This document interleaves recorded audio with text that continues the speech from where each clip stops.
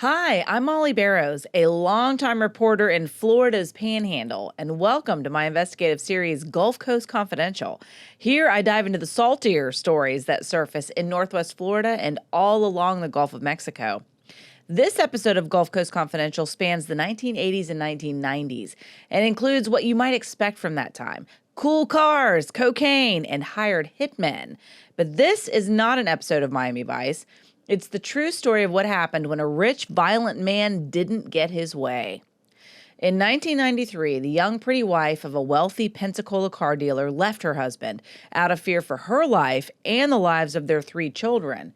In fact, she was so afraid of him, she got permission from the court to move out of state, all the way back home to Minnesota, where she could be with her parents and family. Only her ex was not willing to let her go, or at least let go of the money the court had ordered him to pay her. He doubled down on his determination to keep his cash and kids and make her pay for leaving him. Even before the shot rang out, she believed it was only a matter of time before he came for her, because when it came to what he wanted, the cocaine and car dealing businessman had always been relentless.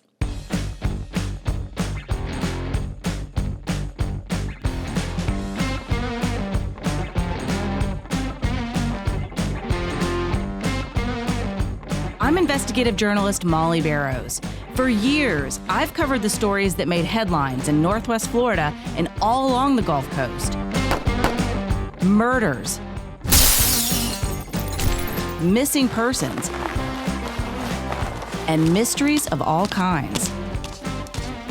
These cases are far from over for many victims because the full story has yet to surface. Join me for Gulf Coast Confidential, where I dive into the saltier side of the South and expose the lies, greed, and corruption that often weighs down the truth.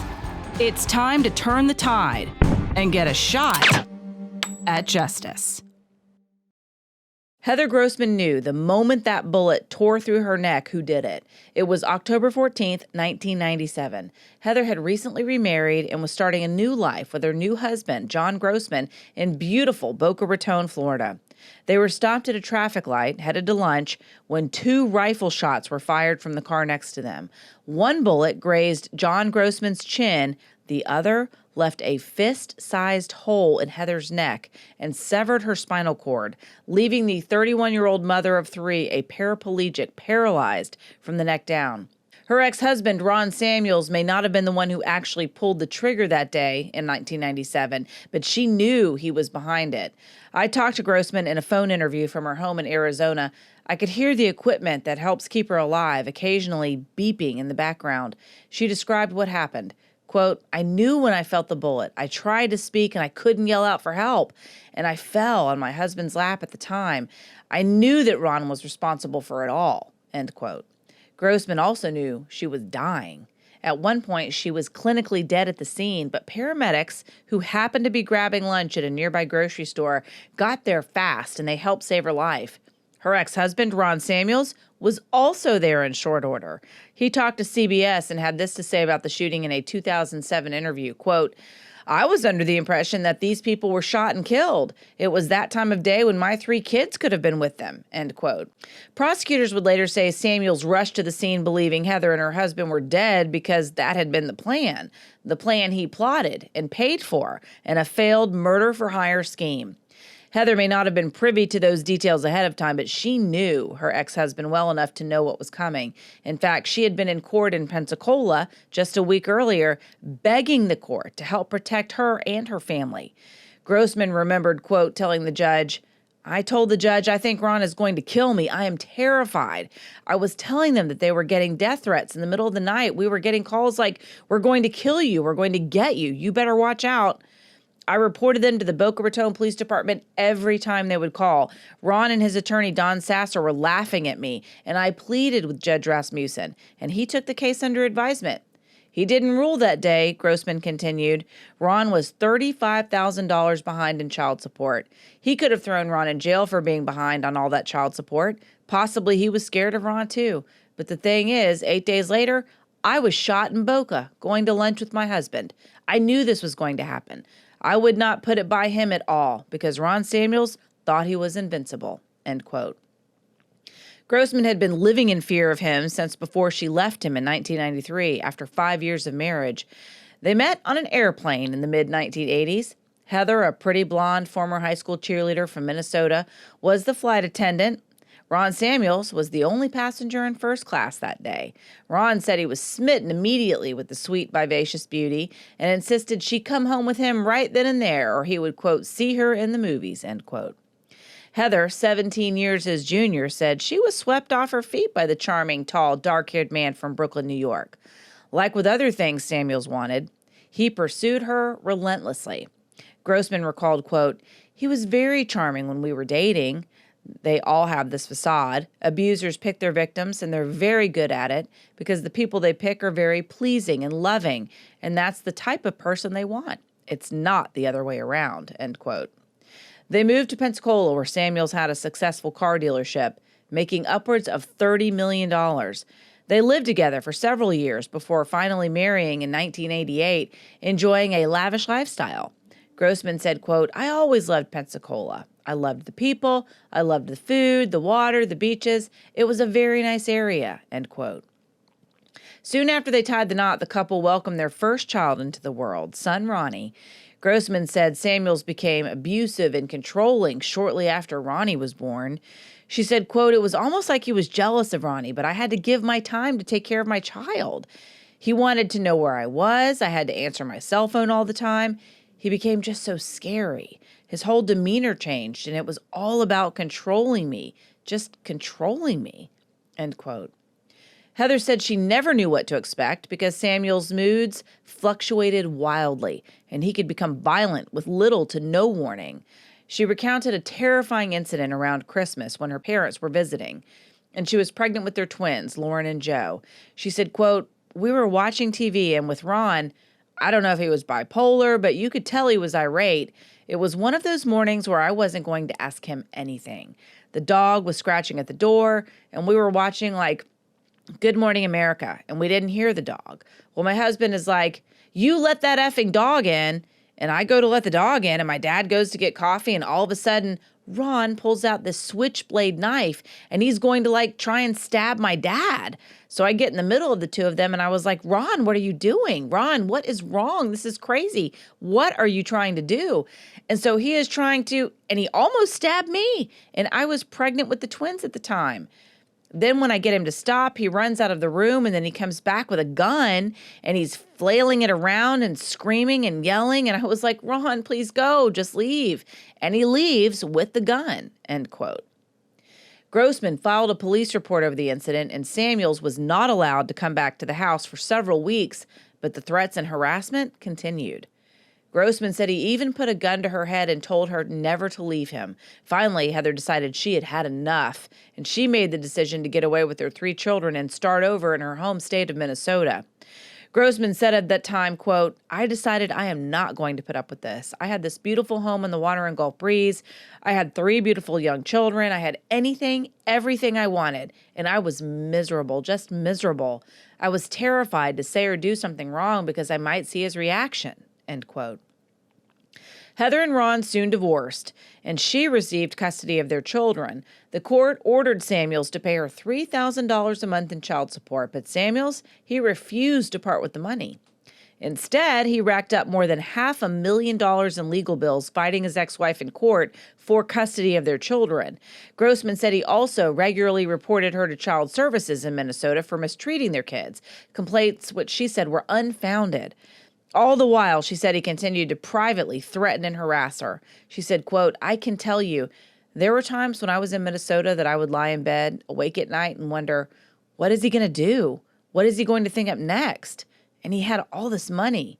He told 48 Hours he had $665,000 in legal fees to try and take the children from me and fight me, and yet he wouldn't pay $3,000 a month in child support.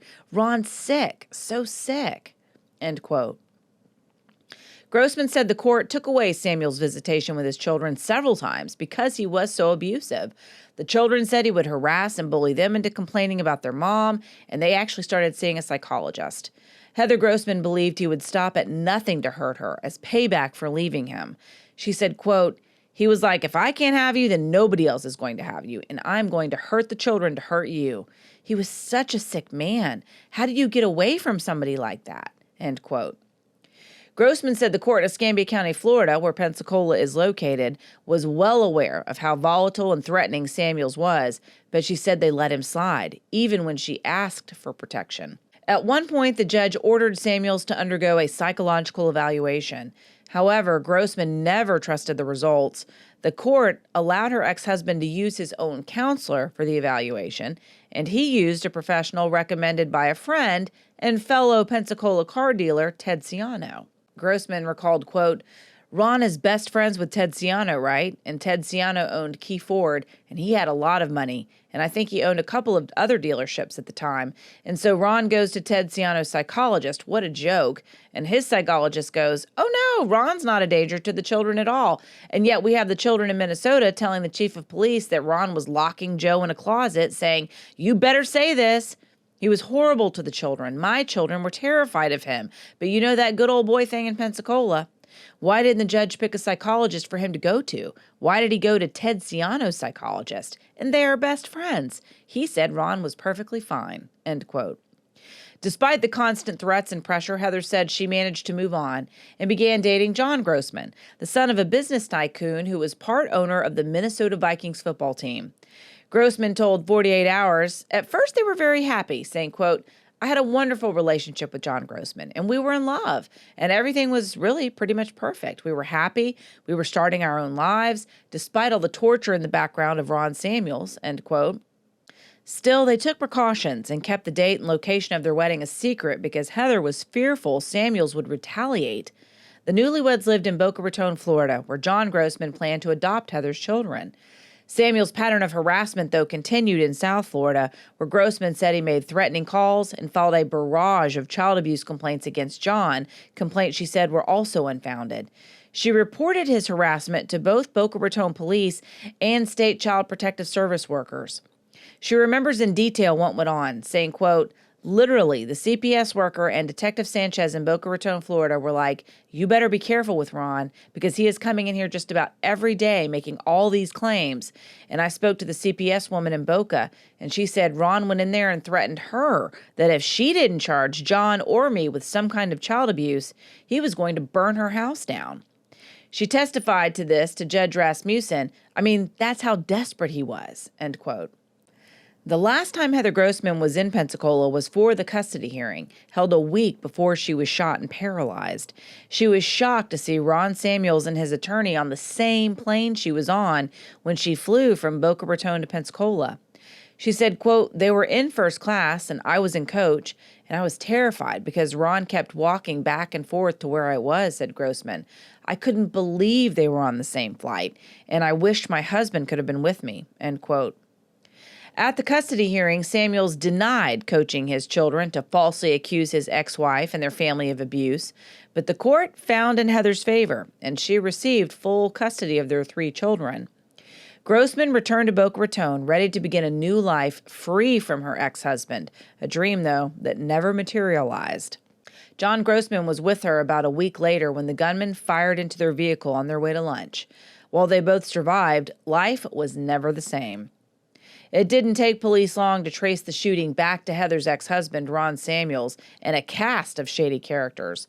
A witness gave them a detailed description of the hitman's car, including the license plate, and they found the vehicle was registered to an insurance salesman and self-admitted crack cocaine addict, Hugh Estes. Estes held little back from investigators, confessing that he and 2 other men were in the car, a crack dealer named Eddie Slim Stafford, who drove, and the shooter, Roger Runyon, another man with a criminal record. He also said a 4th man, Jeff Pollock, was there when they met to discuss the murder plans. Prosecutors contended that it was Ron Samuels who gave instructions to Estes and Pollock to kill the Grossmans for $10,000, money he was now making from selling cocaine. Heather Grossman said after their divorce, he sold his car dealership and began dealing drugs, something he had done, she said, years ago in the 1970s when he owned a club in the Fort Lauderdale Beach area. By this time, Samuels also had a live-in girlfriend, his attorney's legal secretary, Debbie Love, who he also married.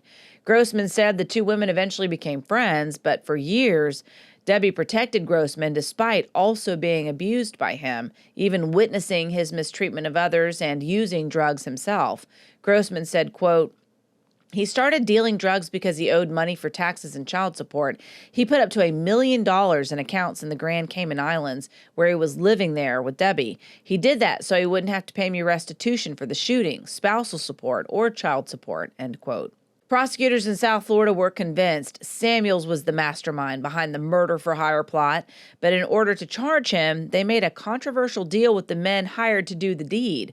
All of them were offered immunity from prosecution in exchange for their testimony. 5 months after the shooting, Samuels was to be arrested, but he took off before that could actually happen. With the help of his wife, Debbie, federal agents tracked Samuels to Monterrey, Mexico. Samuels told 48 Hours, quote, "The reason I went was to eventually bring the 3 kids there. Legally or illegally, I was going to do it," end quote. Heather Grossman said they later learned at the attempted murder trials that Samuels had fake passports made for the children, as well as a fake identity and passport for himself, because he planned on kidnapping them and taking them to Mexico or Belize, where they didn't have extradition. Grossman said, quote, "I don't think he would have stopped. He was so obsessed, and also Debbie told me he was using cocaine and taking other drugs and stuff, and once you do that, you're not thinking right either," end quote.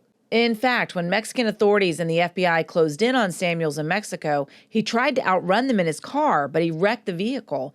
Investigators say they found 6 kilograms of cocaine in his car, another charge Samuels denies, along with hiring hitmen to kill his ex-wife and her new husband. Samuels served 5 years for narcotics trafficking in Mexico. While he was there, Debbie divorced him, and Samuels actually remarried again to a woman he met while serving time in prison. Grossman's second marriage also did not last, to say the least. After she was shot, Heather said John became more and more abusive, hurting her physically and emotionally, adding to the trauma of her already difficult life. They had moved to Arizona, where her parents lived. She said he slapped her, smeared food on her face, threw dog feces at her, and even tipped garbage on her head. They divorced in 2003. John Grossman died of a heart attack a couple of years later. Heather Grossman said about his death, quote, end quote, "I truly believe John couldn't handle it, and his anger and his rage just took over." John Grossman died before Samuel's attempted murder trial even got started. It finally began in West Palm Beach in 2006. The trial was broadcast nationwide and is still available to watch on Court TV's website. Prosecutors said Ron Samuel's murderous motive was money and custody of their kids. Samuels denied arranging the hit and at one point even yelled at the prosecution's star witness, the confessed shooter, Roger Runyon. He screamed, quote, end quote, "I'll meet you in hell, you son of a bitch. I'll find you one way or another." "You're right. I will go to hell, and you will see me there," Roger Runyon replied, quote unquote. The testimony revealed Samuels paid twice to have men kill his ex-wife.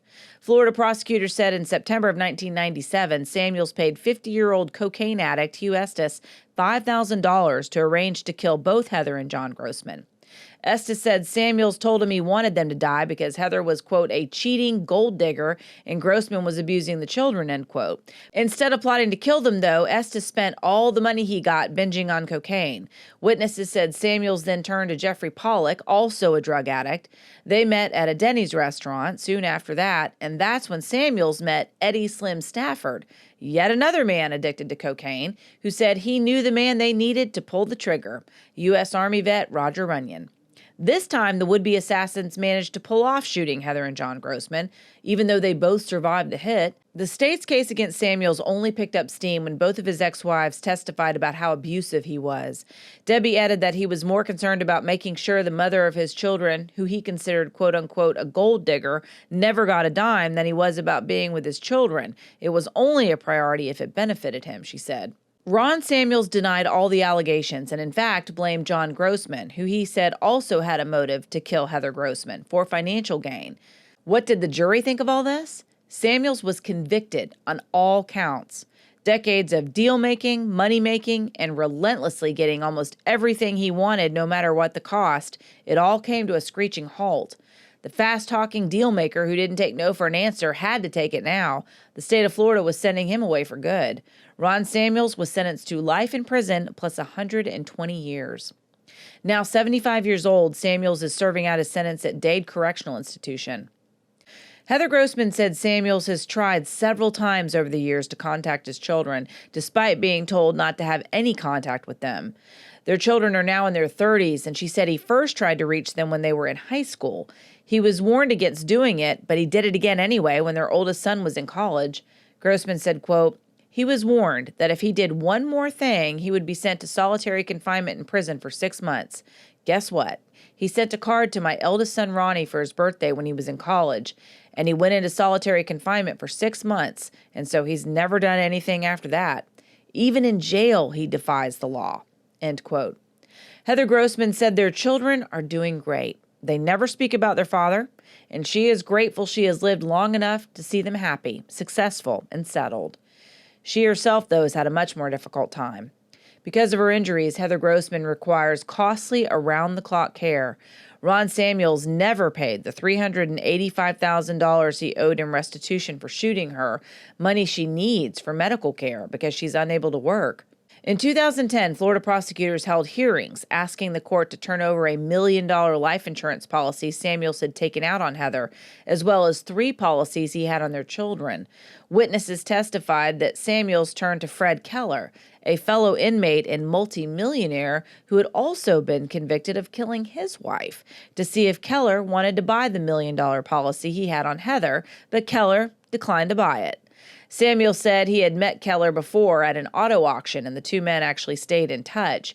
Samuels, who still had the policy even after his conviction for trying to kill his ex-wife, said he was broke and he needed the money to pay for his legal defense.